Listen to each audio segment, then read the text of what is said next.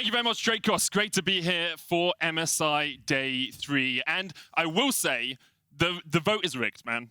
We have to have a recount at some point. Because OS, it's like 6 p.m. there. It's 6 p.m. or like 8 p.m., depending on where you are in the world, right? On the OS area. Yeah. And in NA, it's like 2 a.m. And although we're all gamers and we like staying up late at night, I think it's a little unfair on EG, even though they got 70% of the vote. How can you be like, it's unfair? How large do you want it to be? No, Medic, that's not good enough. And, you know, today, we're watching 2 games of Order back-to-back. There we are. Today's, I'm revoking my my EU citizenship. You didn't have one already? You're a Dane, we kind of... I could get into this country with the EU citizenship. True. Do not chat to me about this. I'm going for OS today. You know, we see them 2 times a day, and I've been reading some feedback as well on the internet. We're not really giving them as much love as we should. So I brought in my notes today, fun facts about Australia, so we can educate not only us, Medic, but the viewers as well about the OS region to give it some more love on the broadcast. And here's the great thing. If EG are smashing, we have a little OS tidbit. If OS are smashing, we have a little OS tidbit as well. It works both ways. That's the thing. So, you know, we're going to experience this region a lot today. And I'm curious about the bans as well, because so far what we've really seen against people playing against Order, it's been the AP junglers. It's been the likes of Diana. It's been the likes of Evelyn as well. So coming into this tournament, I actually thought that Kevy would be way more on the likes of Carthus as well. They would still continue to play around him. You saw the jungle proximity stats as well amongst the analyst desk. They were around 44%, and it was more about getting, you know, the gold for himself, the XP advantage for himself, getting in there and take the advantage against the enemy jungler, and we've not really been able to see that yet.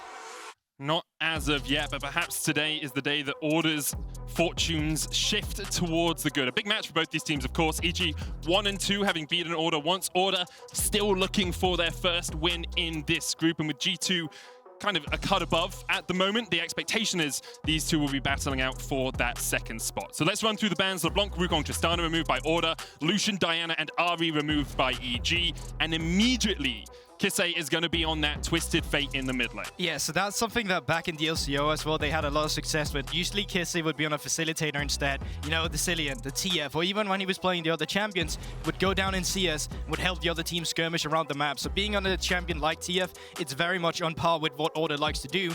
My main concern is that Sylas had buff into this patch, and Sylas already did very well into the Twisted Fate. If Jojo wants to play for lane as well, you know, he's played TF before. You can just steal the ult, and he can kind of do the same as the Fnatic, and actually have stronger skirmishing in team fights too. So I think that might be something that they need to look out for, but so far they've secured Danny the Ezreal against which he played yesterday, died in lane, but you know, maybe a redemption day for EG today.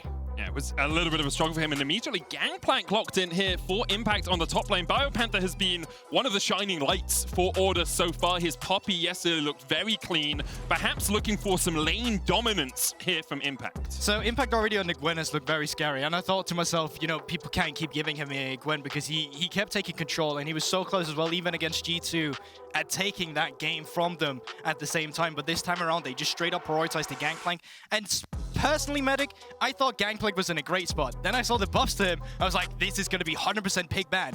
Haven't seen all too much of him. I actually expected more like this as we see from EG, where it's just getting slammed on like R2. And so often we talk about Gangplank and his slew of builds over the years. We've seen Alphari go for like an off-tank, weird, like odd build at times. None of that. Hopefully none of that. I want to see pure damage coming out from this Gangplank. I want to see him bursting people with his triple barrel combo. And we'll see if Impact can bring that to the fore in this game. Once again, though, Corporal will be diving down under with the Nautilus. They actually have a statue in near the Great Barrier Reef of Nautilus. It was part of their push, a charity push a few years ago. I think I have a fun fact. Do you have a fun fact about it? I think I have a fun fact, but not about that specifically. Oh yeah, the world's largest reef ecosystem is the Great Barrier Reef. That's true. So Corporal paying homage, perhaps, to that reef with the Nautilus pick. Sylas there, though, you mentioned it. Guldborg locked in for Jojo in the mid lane. He'll be able to track this Twisted Fate and keep up with him in terms of ultimates. Yeah, we were speaking about redemption as well, coming through from Danny's Ezreal. If anyone is going to need redemption, it is Corporal on this Nautilus as well. They talked about it on the analyst desk, and with good sense as well.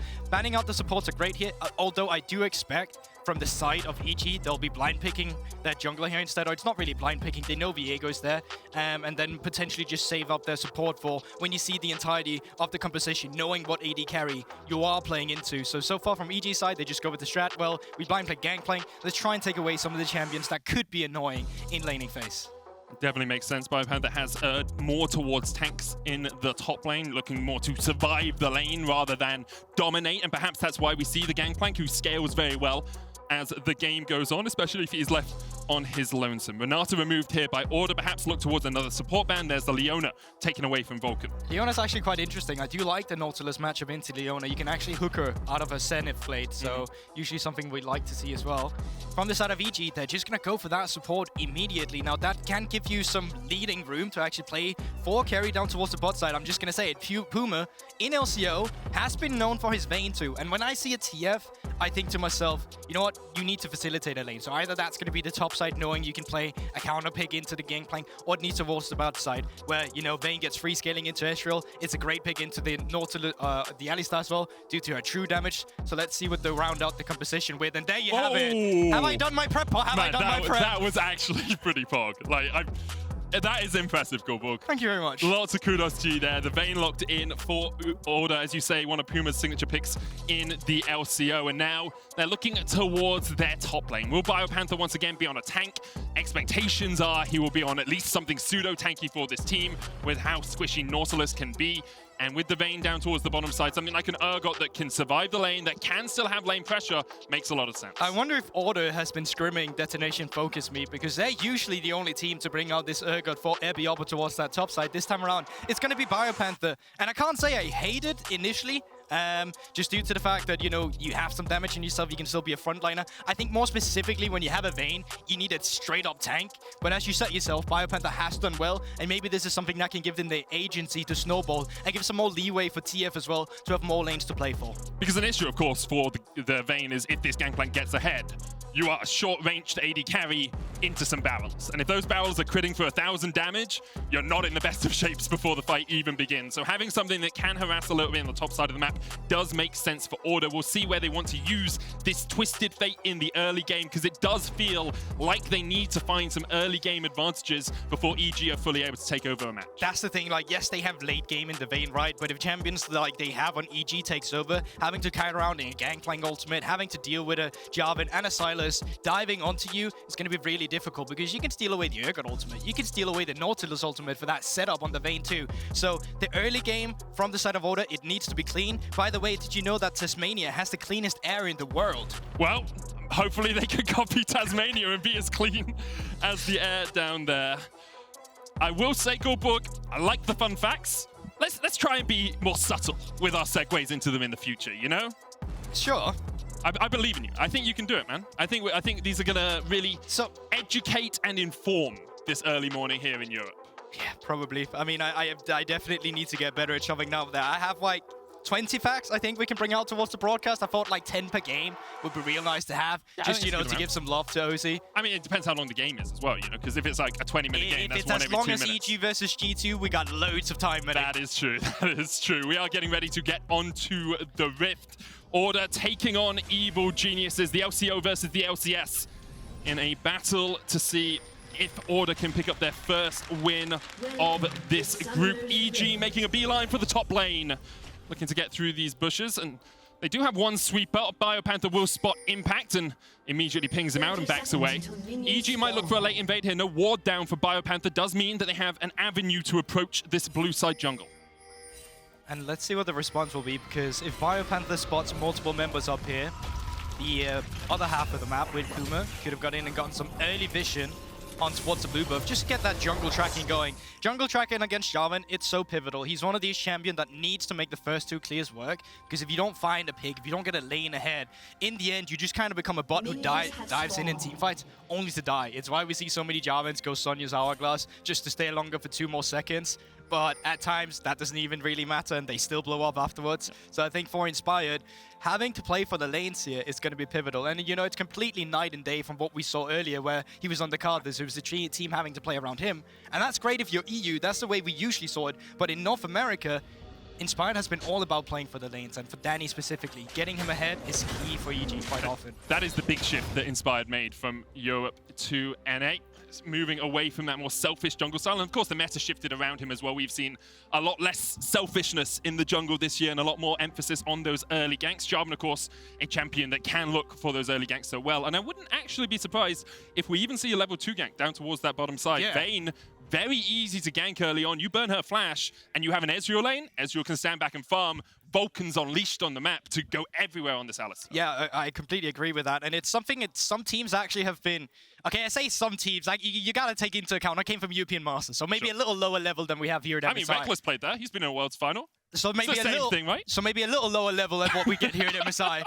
And what they would do is that they would forget the fact that, you know, Jarvan needs to get these clears going, and they would sometimes forget that, you know, dropping a ward early in the river just to keep that tracking going when he's skipping camps. Because sometimes what we'll see him do is just take red buff, take Raptors, go down to bot immediately just to, you know, surprise them before the third wave crashes. So it's going to be interesting to see how the jungle tracking will go in the early game from the side of Order. They got a lot of good defensive wards in their own jungle, but they weren't too aggressive. So that means, like, knowing precisely where Inspired is might be a little difficult, and that may be something they can, not per se abuse, but just play to the normal Jarvan win condition. Yeah, we'll watch to see how that early jungle pathing goes. We do have a peripheral issue on Order right now, which is why we're waiting to get back on into the game, and it wouldn't be day 3 of an MSI without a little bit of technical difficulties.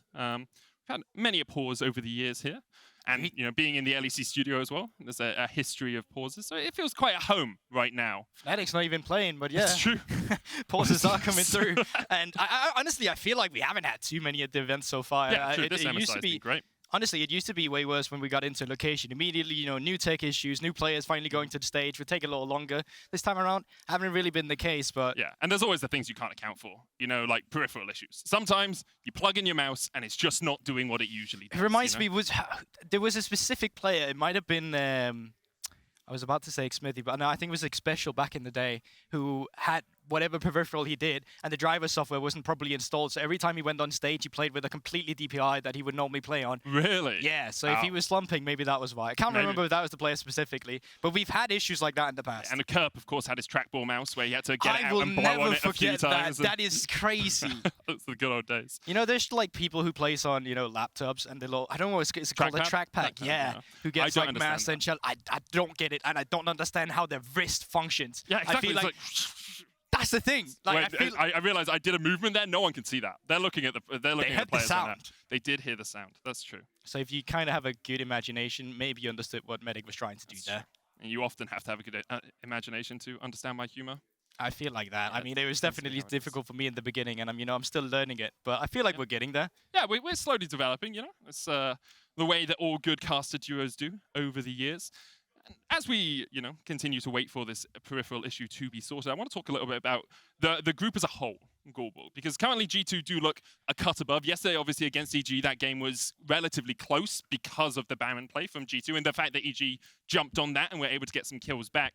But looking at it, I wouldn't be surprised if we see EG continuing to challenge G2 and like getting closer to them as the series goes on, as the group goes on, but also Order leveling up over the next few days, just because the level of practice and experience you get playing on this sort of stage is so different to what you'd have in the LCO or even the LEC in the LCS. I mean, it's bound to happen. I genuinely feel like G2, they will drop a game. Like, there is no way they go undefeated with the kind of style they play. There is so close yesterday as well. We've seen the Misfits, we've seen the Vitalities, how close that was as well. It will happen. And honestly, I'd be down if it was Order that made it. You know, I'd love to see them come through and fight a little. I feel like we've seen the adaptations as well. This is probably the most Order draft I've seen at the tournament so far. This is what was most reminiscent of what I saw at LCO. Sure. And I'm hoping that they will continue with what their own style is, because OC had a unique style. It's very skirmish heavy. It is kind of reminiscent of what we see from G2 as well, but they do it in their own way as well, where they're like, we don't always need lane power to go in for a skirmish. If we have a CC on our kit, like the TF, like the Nautilus,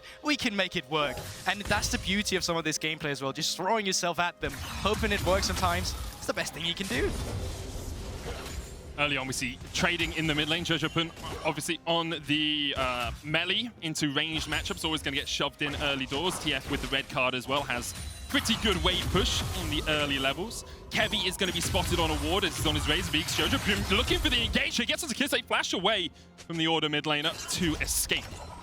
And that's such a dangerous matchup as well. It's why I was a little hesitant when I saw the TF immediately. I was like, you know, Sylas is a champion. He does quite well into this matchup. Luckily, Wave isn't all too bad. If Jojo were able to retain a freeze in the mid lane, Kisee would have been in much more difficulties, but it is going to be slow pushing. He might not even have to waste the teleport coming through, so still calm laning phase, but he doesn't have a flash now, and he's against the Jarvan. Inspired will for sure look at this as an attack point. Inspired currently looking up towards the top side. BioPanther half HP. Ward goes down. Inspired waiting around the corner. Not spotted by that ward, but with jojopyun missing from the mid lane, BioPanther has to sack the wave. And he's losing quite a lot. That's 2 waves with a cannon minion there as well. He is quite far behind. Apologies that the overlay at the bottom. Oh, the TP coming in. BioPanther does still have flash. Gets knocked up immediately. The chaser is on a little shield as he locks down one under tower. Inspired tanks it well though, and evil geniuses take first blood. Excellent bait from EG there. You could tell BioPanther, he knew someone was around. He thought to himself, when my recall has channeled, surely Jojo's recall has channeled as well. But they decided to stay around. For that cost, they will be losing a little bit in the mid lane, but what's that? Jojo with a teleport, only losing 2 CS. And because Kisee got forced away, burnt his flash, then had to burn his teleport back into the lane, you know that he can't react to the tower dive, having no teleport of his own. Great stuff early on here by EG, 600 gold ahead, only 4 minutes in, and look at that CS difference in the top lane. Impact already has a sheep. It sucks as well for BioPanther. He's done so well so far in the tournament, but 3 members coming up here. Jungler on the opposite side of the map, full clearing, no one to help me. I mean, he's just left out to dry, and there's not much you can do in that situation. Very difficult for the Order top laner to react, and it is one of the issues when you aren't that tanky in the top lane. Vulcan here looking for something, but Danny able to force Corporal and Puma away from that bottom side. And is one of the strengths, obviously, of Ezreal is you're a little bit safer in that bottom lane. You can play it a little bit longer range. It gives Vulcan that time to roam around. You can see Danny hasn't used his biscuits yet because of how safe he is in that bottom side of the map. Jojo's so active on the map as well. Every time he gets priority, he just keeps moving down. This time around, it's a crash wave on the bottom side. Don't know if they can gank it as 3, but now there's 4. Let's see how it pans out. Flash from Vulcan, misses the knock-up. Ignite going down, Puma there. jojopyun's gonna get locked down for a second. He's on the chase, he wants a Puma. Heal still available, so it's Flash. The heal comes out, and the flash from Corporal will get him to safety. Kevy's on the chase. Kisee did start to roam from the mid lane, but not yet level 6. Kevy knows that Inspired's there. Now Inspired with a flash knock-up. And Order thought they were safe to come back, but EG were waiting in the wings. Order just stays around for too long. You could just have Kisee in the mid lane, farm up plates, farm up waves a little bit, wait for that level 6 to come through, and that's when you start being proactive. A lot of these champions only spike when they hit their 6. You have Urgot, you have Vaine. It takes time for them to get active, and you need to be able to respond to the early game coming through from EG. But of course, EG knows this as well, and that's why they keep the aggression going. I wonder if they were trying to get Kisee to that level 6. He did shove in a wave, now is 6, but perhaps didn't have it in time to react to that bot lane play. No summoners, well, no heal on Puma now. Makes it very difficult for him to survive this lane. And even though we saw Vulcan miss the flash pulverize, or the Q flash on the Alistar, we're still able to find the chase because of Jojo roaming once again. EG in commanding position. Corporal here perhaps didn't spot that ward. It is in a little bit of a tricky situation. Sometimes just around the corner at that red buff isn't spotted as you walk in normally. Kevy and Corporal spotted. The sweeper comes out late. Vulcan able to hex flash across the wall. And all EG here are doing is getting information about the fact that this Nautilus and Viego are roaming together. They're not looking for a play themselves. But as Order, this is also where you have to get a little aggressive. You finally hit level 6 in the Twisted Fate. You need to kind of use what you say Kevy has been gaining right now, which is a little bit of a CS lead, which is a little bit of an XP lead as well. Yes, they're both level 5, but Kevy will still hit level 6 first when he finally comes down to it. And if you can skirmish around that and start finding a few picks to get back into it, it'll be great. Problem for that is that if Jojo is always around Kisee now and he just steals the ultimate too, he can always follow up. And Jojo in the mid lane currently has the advantage in terms of itemization. In fact, here walking in, looking for any awareness of where Kevy is. You can see Kisee just hiding outside of vision. Often you see this on Twisted Fate. You don't actually have to move up the river. All you have to do is be away from EG's vision, and they have to respect the fact that Destiny can come out. It's how it works, right? Pro players won't always use wards for intel. They'll use the communication. So if it's like, oh, I saw him hover to the left side, you don't have vision, watch out. The other lane will be will have to respect that. And of course, this control ward gives vision on the fact that Corporal is pathing down towards that bottom lane, but also gives awareness that Kevy is not there right now, and Inspired knows where Kevy is. Misses the EQ. Kisee coming forward as well, but the chase is on, and the Heartbreaker will stop Kevy's heart in its tracks. jojopyun 3-0. And that's the issue. If you skirmish around jojopyun, that's where the issues can start coming through from the side of Order. But Inspired, look at how proactive he is. He just spots him with the sweeper, goes in immediately, follow up immediately from jojopyun as well, and he just speaks to the level of 2v2 that's currently coming through here from the EG mid-jungle duo. Not something we would usually see, but definitely feels like it's leveling up in the tournament. I think Jojo has been a little quieter than perhaps some people expected coming onto the MSI stage. Hasn't had those pop-off performances that perhaps we saw in the LCS, but this game shows just why there is so much hype around this guy. Yes, he is only beating Order. You know, Order is not T1, is not RNG, but it still shows when he gets his teeth into a game, when he gets his hands around his enemy's neck, he is very good at strangling match. 100%. And I feel like as well, just the personality around this guy, it's so clear why he's become a fan favorite for a lot of the NA fans too. And I know a lot of people has been a little triggered as well of the tweets coming through, but honestly, I love the banter, man. I'd rather have what Jojo brings than just have someone who just sits back and is quiet, because even if you can't deliver it, it's also motivation to be like, but I need to come back next year, I need to be stronger. This is the man's first international, okay? He's just getting here, the same for Danny. And while EG right now, in the grand scheme of things, are not doing too well in the group, they need to end up, they need to get accustomed with the environment, and hopefully this can be a stepping stone moving forward as well, trying to take down other teams like G2. Now we see EG setting up towards the top side of the map. Jojo and Vulcan here again. Q away, depth charge gonna hit, stolen away by Jojo. The chase is on, and Jojo just solos him out. Destiny coming in, Vulcan's here for the chase as well, but the fear beyond death will pull Jojo back into the gaping maw of BioPanther. Perhaps EG have overstayed. Heartbreak game by Kevy, stolen away, but he can't get the reset. Inspired dives in with the Cataclysm, and it's another quick kill to Order. EG a little too greedy, a little too deep. Puma on the chase, goes in with the final hour. Danny able to jump away. Puma can't get a condemn angle. And so because Danny held the middle of that wave, the middle of that lane, there was no option for the condemn against the wall. Yeah, but as you said yourself, a little over-aggressive from the side of EG, and 3 kills going over to Order there. Never something you want to complain about. We needed some stabilization to come through from them. Picking up those 3 kills there, definitely something you're looking for, but still, there is a goal discrepancy. But, albeit, not as large as it was before. Jojo just a little bit over-eager on the chase, perhaps not respecting the Destiny coming out from Kisee. Vulcan once again roaming around, and this is what we talked about in draft, the fact that Vulcan can be so active on the map, and Danny, like, you can farm with Q. Yeah, you give up perhaps 5 minions here, at most, right? If you are totally zoned away from the wave, but you're in a CS lead, your support is everywhere on the map, is now level 6, and the impact, no pun intended, that Vulcan and Inspired can have is demonstrated right on your screen right now. It's serendipitous how well it was set up as Kevy falls to Vulcan and Inspired in the jungle.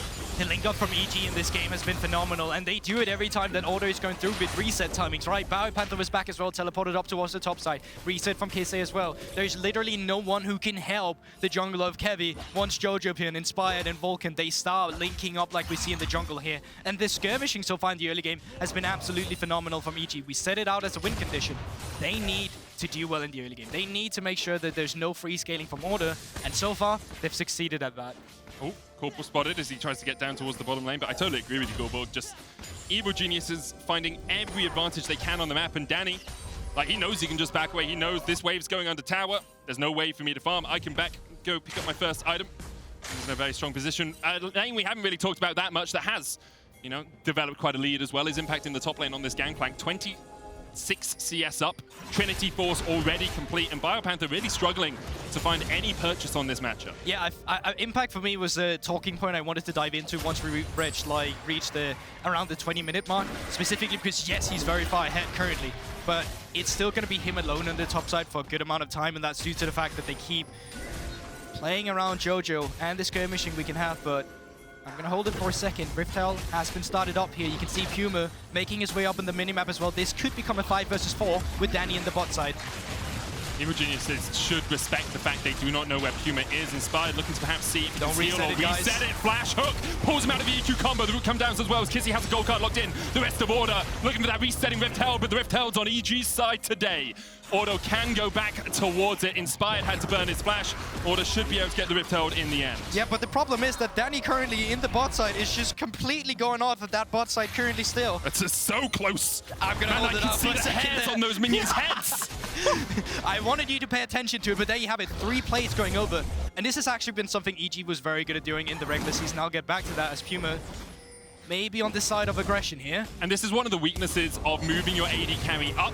Vulcan diving in, flash away from Puma, Destiny coming in from Jojo, and he's underneath the tower. Vulcan tanking it for as long as possible, but they don't even need the tower to find the kill. Jojo dies, Ghost out from Kisee. No! Stopwatch!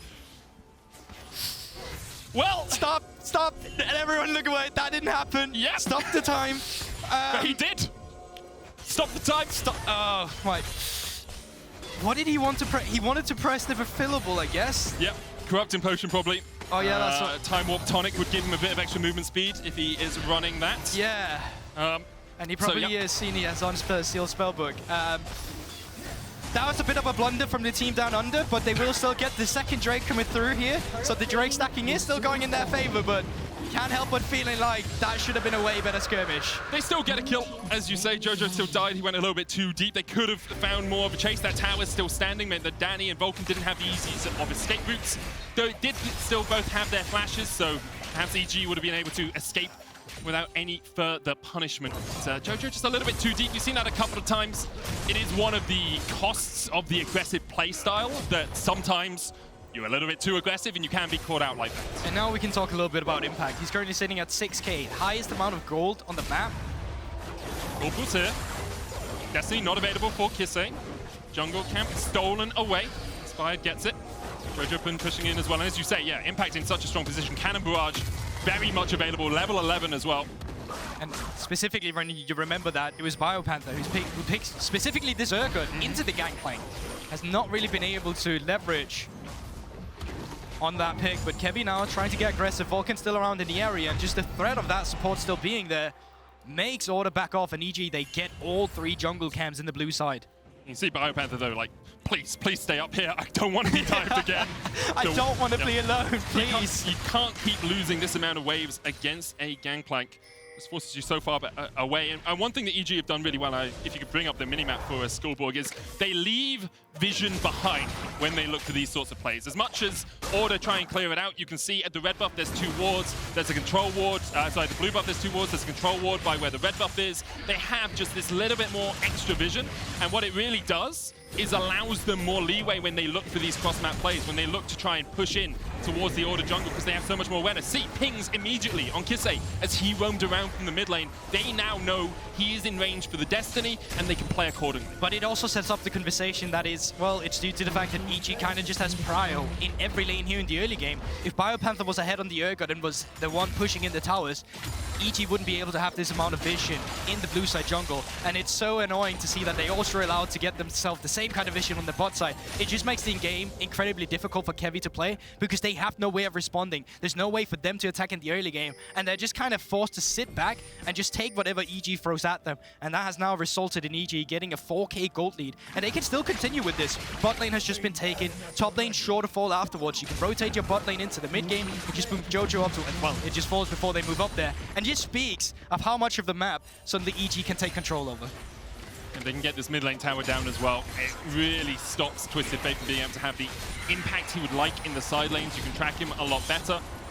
For the moment, EG in dominant form, in dominant position in this matchup. Now Kevy look to see perhaps if he can get up towards that top side of the map. But EG group up as 4 people in the mid lane. Wave pushed in the bottom lane. jojopyun doesn't have TP. I wonder if he's got the Destiny as his stolen ultimate, because he wouldn't be able to join this immediately. Hook comes out, but the chase is on. Destiny comes in from Kisee as they look for one, but already Corporal is down. The chase is on. Inspired forced away. Cannon Barrage as well, doing so much work. Kisee pops a stopwatch. Impact there. The Bower's not quite timed right, but EG still able to find one and back away. And that's actions of desperations coming through from Corporal there. Your bot laner was down in the bot side, funnily enough, clearing up the waves. Puma still doesn't have his mythic item. Fighting right here. Absolutely insane. Oh, Condemn misses. And he just gets chained up by the Everfrost. Easy enough stop there. TP coming in though. Kisee's still looking for this chase.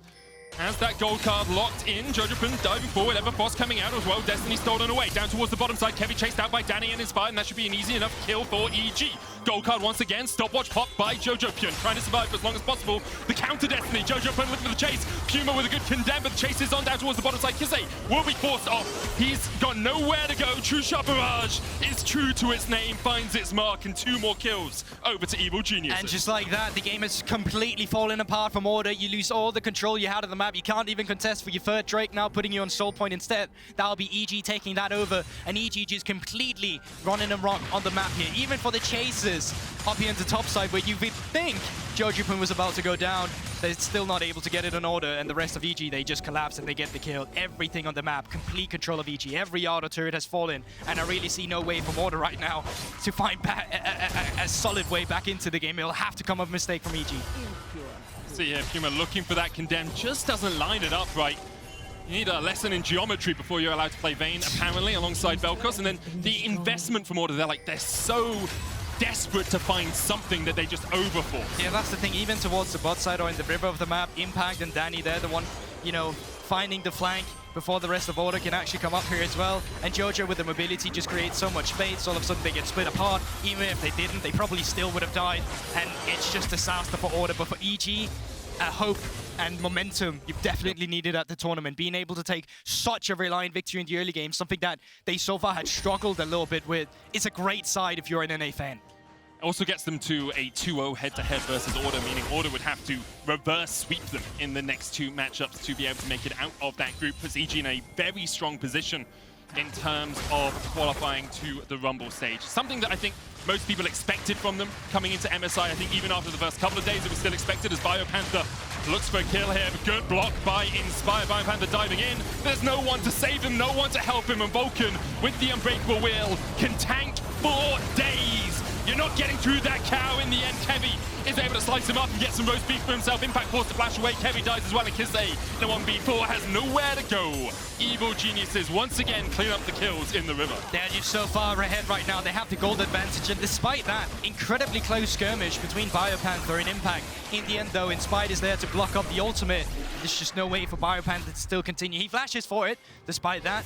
But once again, desperation for Order, and from the side of EG, they can just continue taking away camps, taking away towers, taking away kills, taking away whatever there is to take on the map. And it's a really well-played mid-game from EG as well. You saw a couple of minutes ago, 4,000 gold lead. Now it's ballooned up to 8,000. They're not giving Order any opportunity to get back into the game. Things like this, of course, the 1v1 can sometimes swing a little bit, but EG are there, ready to react, playing around the Riptail, playing around those neutrals, and they force Order into compromising situations. If we're supposed to give some positivity for the side of Order, there is that BioPanther actually knows, and this is going to sound weird, but the Urgot combos, where you auto attack cancel with press the attack, you get your W through, can wind in one auto attack, start the W again, wide in one auto attack, and it's a way to give like just a little bit more damage in the 1v1 setting. That's why he did so much damage to the Gangplank. Yeah, unfortunately, it's really helping him here, isn't it? 1, 2, and 2 against a 1-0-5 gang. Oh, man. Those combos, though. Shut up. He was a level down, and okay, I'm just saying, it's something that a lot of people don't know about Urgot. Yeah, and I think you don't see him enough. Listen, I'm just trying to give them a bit here, okay, Medic? I'm really trying my hardest, because EG, they are in complete control of this game. True. And I want to give Order some more. Seems like ED wants to give them a little bit more as well, although that's not very positive. BioPanther, you can get out of your combo. He's comboing his recall button. Guldborg. Oh, he knows that one so well. Question mark ping comes out as they manage to take down Corporal. Oh my god, BioPanther was able to escape. Oh, he right-clicked and then pressed B. That's more advanced than your gameplay, Medic. Very true, very true. And I will say, like, Order have had some shining lights across the last couple of days. Like, this is not mocking Order, this is mocking the game state. Right now, yeah, for sure. They are so far behind that there's really nothing they can do to get back into it unless EG make mistakes. And right now, EG aren't looking like they're making too many mistakes. Fear Beyond Death, not there in time because they forced away. Destiny came in. Cannon Barrage, though, forces him down to half HP. The thing is as well, even when EG is making a mistake, the incredible gold lead is making up for it, and they still come out ahead. Oh, BioPanther. Oh! Yeah, that's a battle. That's what I like to see. A pirate's life for me is Impact. Barrel combos not in much the of a battle, Cataclysm. he was stuck in a Cataclysm. It was more like waiting to die. It's like shooting fish in a barrel. Right? It was. Like shooting Dismantled old warrior zombie in mountain cataclysm. Yes. Down towards the top side, inhibitor will be falling now. Baron buff still active. 5 versus 4 situation, just playing on one lane. Should be able to pick this one up, just completely with resets and start playing on 2 lanes from the side of EG. jojopyun looking for Corporal here, Everfrost just short. Mid lane tier 2 still stands, so EG can't just do that usual, lane, top lane into mid lane push for the inhibitors, but with Baron on their side for another 2 minutes and with a 10 kill lead and a 11,000 gold lead, I think they're in a pretty good spot to close this one out. They have Rift Herald. We might even be seeing a dancing Shelly towards this game here. EG commanding in their opening game against Order here in day 3. And it's a good sight to see once again. I think this might be the most dominant game we've seen from the side of EG, even against their second round here with Order. Impact coming through. He's against 3 down here. I don't think he minds. He's level 15 on the Gangplank. He's got 3 items. The thing is as well, Order don't know. Right? They don't know where the rest of EG are. They don't know if that TP was lined up with Inspired stepping into the bush, so they have to back away. They got a couple of control wards in, but Danny's going to clear that out. And now, once again, vision entirely denied from Order. Shelly charges in. Tier 2 in the bottom lane, currently their target, the Evil Genius is probably not going to start stopping, not going to stop the march to glory with that tier 2. Shelly charges in once again. The tower falls to a single E-auto attack from Danny.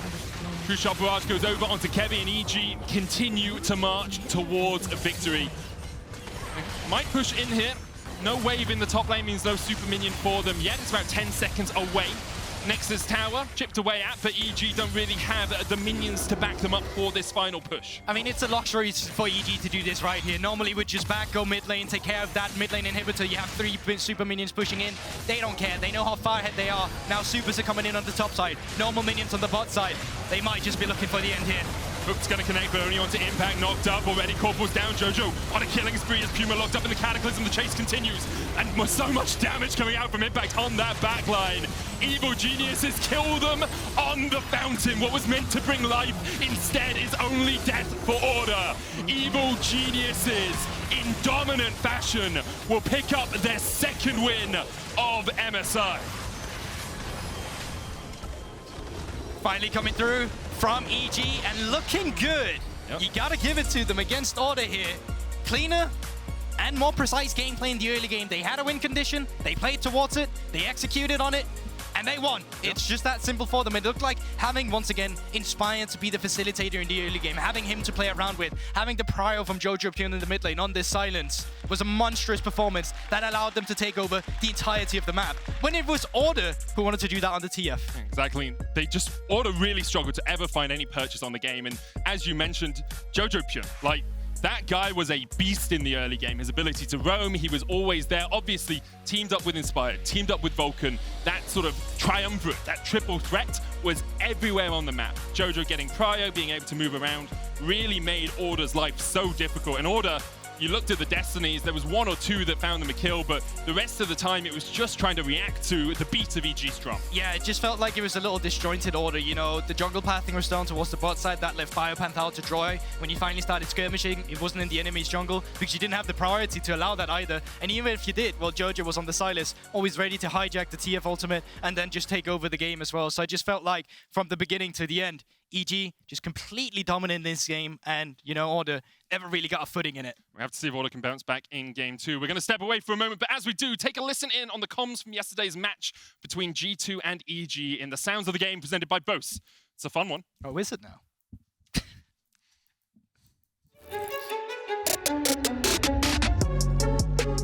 Ezreal. Okay, let's walk up. We win this. We win this. Yeah, I have TP. Wait, take the fight. Take any fight. Take any fight. Where do you want to TP? Come. Yeah, I'm TP B, okay? Okay, you guys started. Nice. Looking better after. Get Nash. Chill. Yeah, I'm getting mid wave. They're really trolling. What the I'm getting mid wave. Yeah. I'm breaking mid wave. Yeah, we win. I think if you guys are ready, we can easily fight. I think so. I want to go on Zoe or Ezreal. Sure. Look at Zoe. Ezreal's best for sure, yeah. I'm okay. Yeah, Ezreal has most of Ezreal. Look at Ezreal. It's really good. I got cancelled. Or maybe kill him. Get Jarvan ulti. Kill Jarvan if you can. Zoe. Rakan 1 HP. I'm one-shotting Gwen. Can we loop Gwen? Yeah, she's dead. I'm smurfing, guys. Okay, go in, no? We can. We can end. Go bot, go bot. Go bot. I will clear mid way first. Yeah, you can again. We have good time, good time. It should be over. Did we have to make this game so difficult? No, we didn't. It's more fun, no? Ready to fire, ready or not, we let it decline.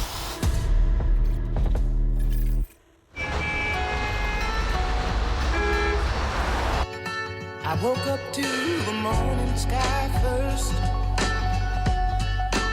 Baby blue, just like we rehearsed.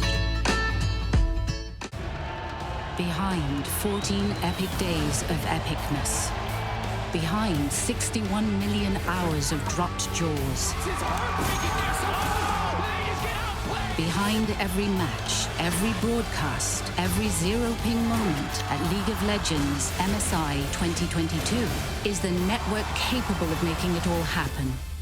The Cisco Network, aka The Realm. Cisco, powering the future of esports.